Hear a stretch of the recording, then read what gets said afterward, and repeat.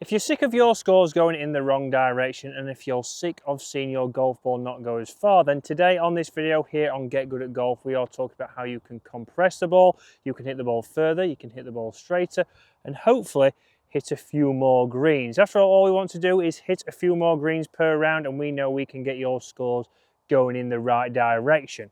But one big thing we see from people on par threes, any kind of shot into a green, is potentially we're trying to get that ball into the air, and we often see shots like that, extremely high, and it hasn't got even halfway. You'll also see that I'm not in a position that you would see if you watch the PGA Tour on Sky Sports or any golf tour. We don't see people in this position here and going on to win tournaments and shoot low scores. So what have you done wrong there? Why aren't you compressing that golf ball? Well, at impact there, we will have seen that my golf club will be returning very neutral. So in this position here, and if not, it might even be a little bit back. We might have added more loft into that golf ball, and then we start to see that potentially your 9-iron, 8-iron, 7-iron, 6-iron go a very similar distance. So you've been for those fittings, you've tried different shafts, you've tried different clubs, you might have gone to hybrids instead of irons, you might have gone to some cavity back irons or some distance irons, and we're still not getting any difference. We're still not improving your scores.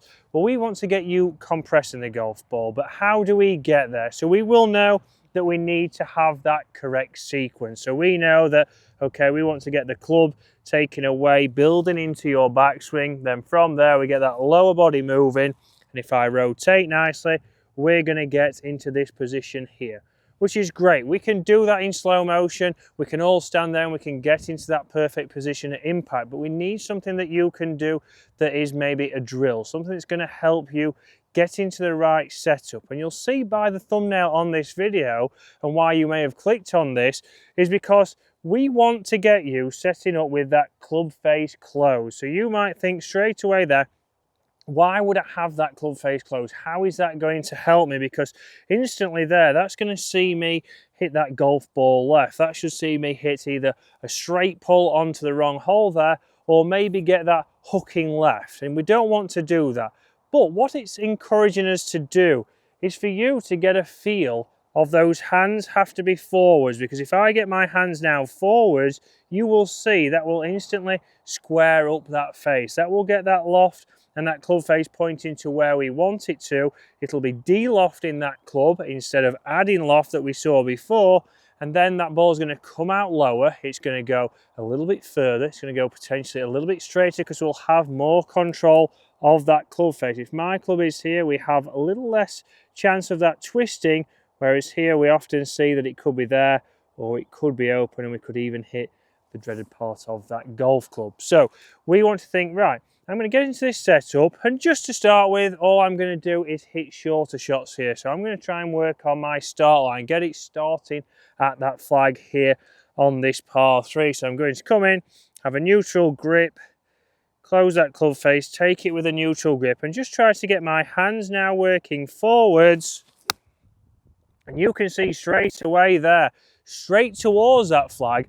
But if anything, from that short swing, that has gone nearly as far as that shot where I put a full golf swing on that. So a very little change there, something that's going to give us a feel, and straight away has given us good feedback. And that's exactly what we want to do. When you are practicing, we want to make sure that you're actually taking something in there. You're actually trying to do something, not just a case of, right, I'm going to come down here, I'm just going to get into this position, and I'm just going to go one ball. Right, yeah, that one wasn't great. Then the next one comes in, yeah, right. And we've got no feedback whatsoever. We're not learning how to hit better golf shots. We're not learning how to get good at golf.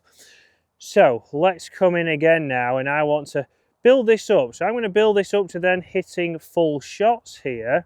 Again, we can put this on a tee. A tee, if you're on the driving range, or if you're on a grass driving range, even better, we can just tee this up, help us with that strike a little bit better to start with. I'm going to come in here, close that club face, and then I'm going to make a full swing here. And you can see there, not the best strike, but straight towards the flag. And that for me is where this drill shows you it's going to help you with that start line. Even though I didn't get the perfect strike there, even if it was misstruck, we've got it going towards our target, and you can see that's on the green, and we'd call that a good bad one. But let's see a couple more now and talk about what else you need to do, because just turning that club face in potentially isn't going to do all the work for you, because it's one other thing that you need to think about.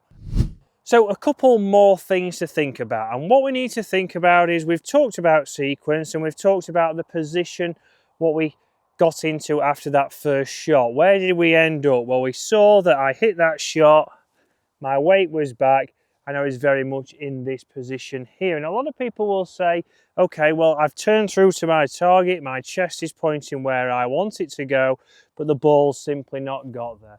And if we now look at my hips are pointing to the right, and my right foot hasn't rotated through, so we haven't transferred that weight and allowed those hips to rotate. And if these hips don't rotate, obviously what we have to do, and naturally again, to make any kind of strike, all I'm going to do from here is I'm going to throw my hands at this. So we've got to think now, I need to make sure that I'm turning through to that target, but it's not just with that chest, it is with those hips. And I want to see the bottom of your shoe, because again, the bottom of your right shoe is going to tell us if we've rotated through, and we can then get feedback from that shot. If it's turned over to the left, we could put that down to, well, I've ticked a few of the boxes, but I just let my hands go and I turn that club face down.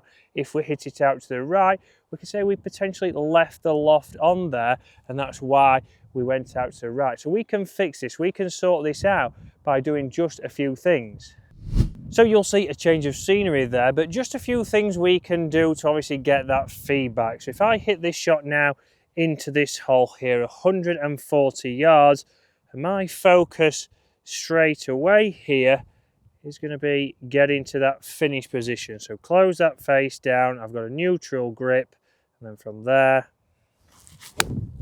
my focus is through to that finish. A much lower penetrating ball flight, but you can see there, you can see the bottom of my shoe, my chest and my hips are pointing towards my target, and that hasn't had any movement on it, guys. So think about that. Get that club face closed, but then if that's not working for any reason, think about your finish position. What are your hips doing to your chest? Have you turned through? Have you transferred your weight? Because if you do all these things, guys, you're going to hit the ball further, you're going to hit it straighter, you're going to hit more greens, and you're going to get good at golf.